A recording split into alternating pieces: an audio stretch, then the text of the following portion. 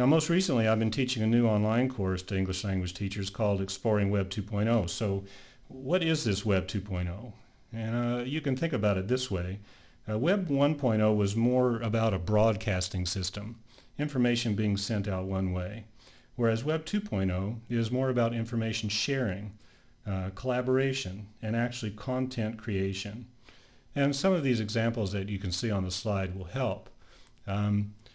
Certainly a personal website might broadcast information one way, but blogs and wikis allow for sharing and collaboration and allow for content creation. Now, what I've chosen to do for you today is to bring a guest speaker into the room, and we'll do that by way of a piece of his video. Graham Stanley is an English language teacher in Spain, and you will listen to a piece of his language learning and Web 2.0 video.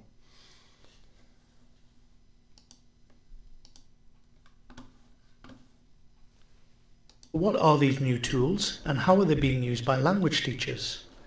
A lot of them are transformative tools that are being talked about in lots of different fields, especially where media is involved, as they're all about making it possible for anyone to do at home what previously only professionals with expensive equipment could accomplish.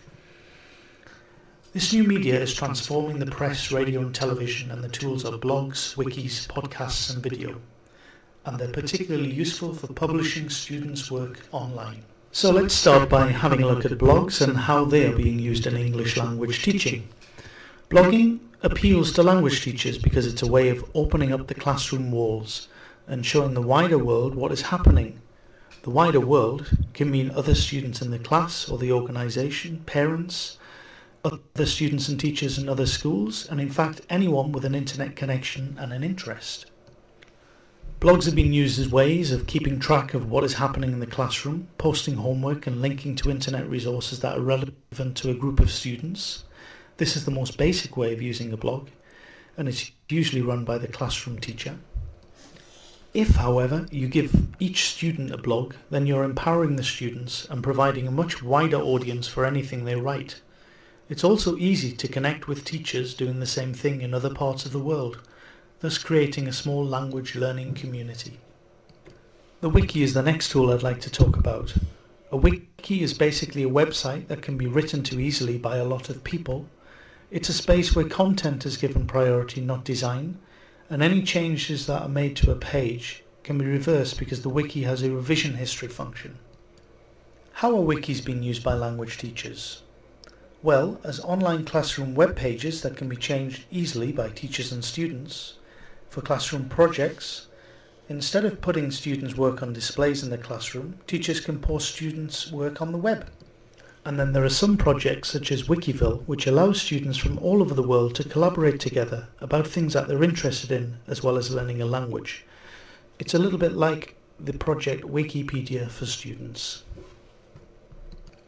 The last tool I'd like to talk about is podcasting, which is a way of using voice to help students connect to others from around the world, as well as providing lots of different resources for students to listen to, of course. Podcasting appeals to the digital natives, the students of today and the future, who think of the web as we, the digital immigrants, might think of a book or a telephone. Tools, vital tools for getting information or for communicating with people. Why use podcasts? Well, as they're audio and video files that can be downloaded and listened to wherever you want, you can take a language lesson with you and listen in your lunch hour using your MP3 player as many times as you want. And teachers are starting to produce podcasts for their students and also to share podcasts made by students. It's another great way of opening up the classroom to the wider world. Students also take greater care of the work that they produce when they know there's an audience.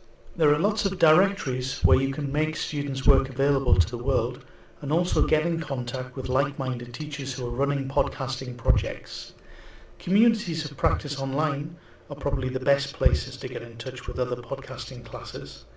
And this way your students can be involved in producing exciting intercultural radio shows, for example, for other students in different parts of the world, a truly motivating project.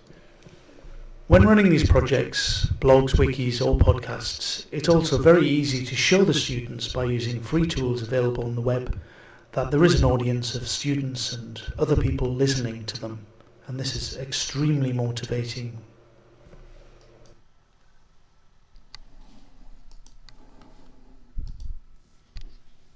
Okay, well, thanks to our guest speaker. That brings us to the end of part 2 of this plenary. And as in part 1, I have some questions for you to consider as the next part is being loaded. Thank you for your attention.